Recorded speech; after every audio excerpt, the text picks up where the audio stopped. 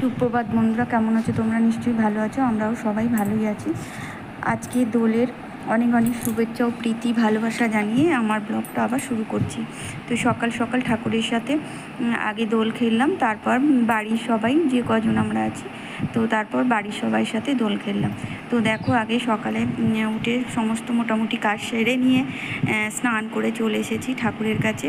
আর ঠাকুরের কিন্তু আমি ফুলের মালাটা আর কি, বাড়ি যেহেতু অনেক ফুল ফুটেছিল তো ওই ফুলের মালাটা ঠাকুরের জন্য গেঁথে নিচ্ছি। ফুল তো কিনে আমরা মালা সব সময় দিই, কিন্তু একটু ঠাকুরের জন্য সময় বের করে ফুলের মালাটা গেঁথে দিই, যেহেতু অনেক ফুল ফোটে আর ইচ্ছা হয়।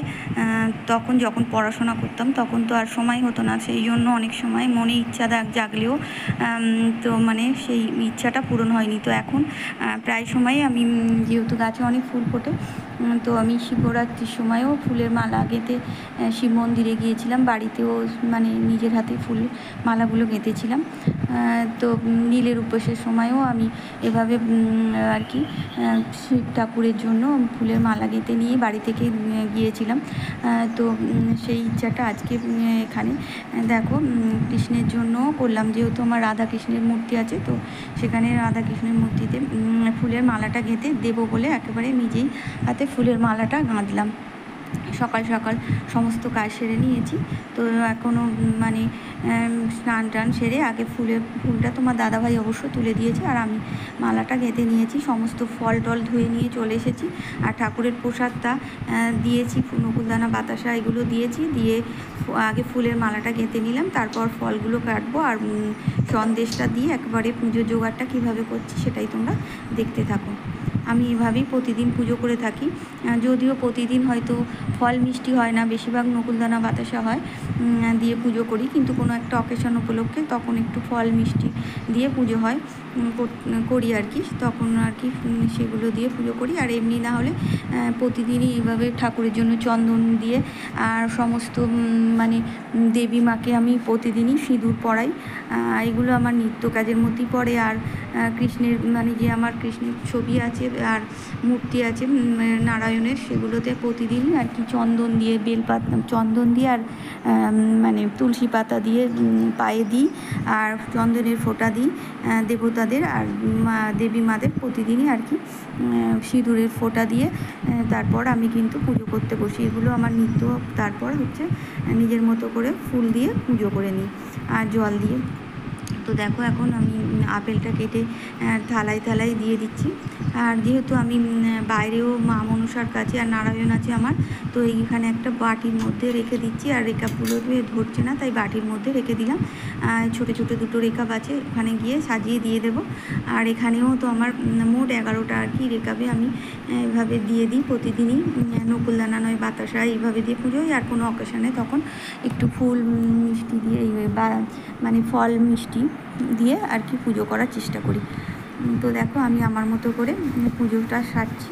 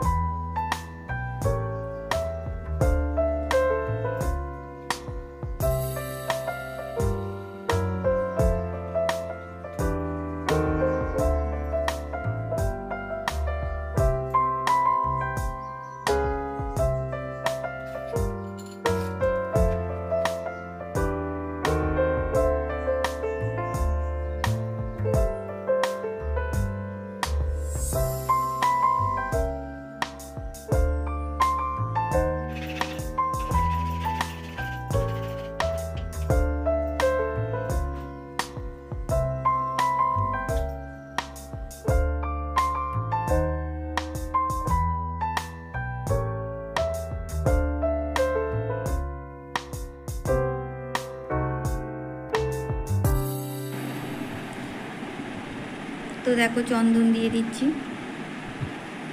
আর পুজো করতে অনেকটাই সময় লাগে দেখেছো। সমস্ত আর কি দেবতাদের আর কি চন্দনের ফোঁটা দিয়ে, আর দেবী মাদের মানে সিঁদুরের ফোঁটা দিয়ে, আর আজকে তো আবিরও দিয়ে দিলাম সবাইকে। তো অনেকক্ষণ মানে পুজো করতে টাইম লেগেছিল। তো এভাবেই প্রতিদিন আমি সমস্ত কাজ সেরে তাই মানে সমস্ত এগুলো আর কি দিয়ে তারপরে পুজো করতে বসি।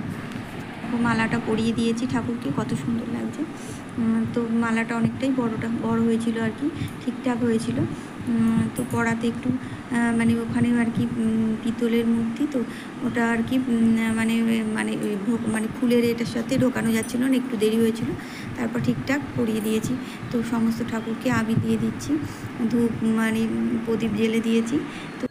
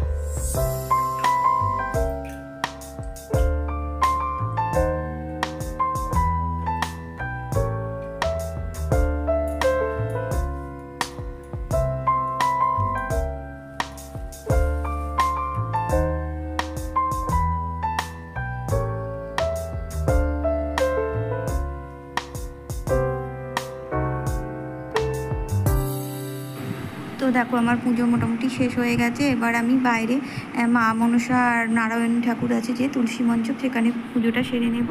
আর তারপর পুজো সেরে দেখো আমরা নিজেদের মধ্যে একটু দোল খেলে নিলাম আর কি।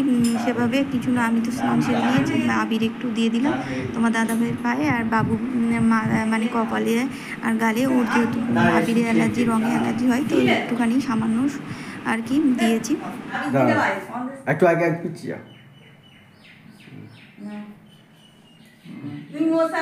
তুই মাকে দেখ একটু আবির দিয়ে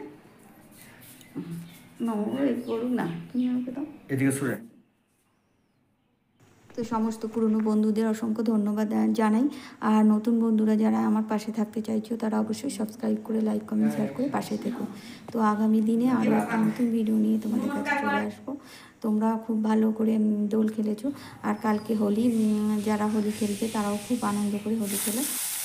রান্নার মধ্যে ছিল ভোলা মাছের ঝাল আর নোটে শাক উচ্ছে তরকারি। তো আগামী দিন আবার আসবো। টাটা।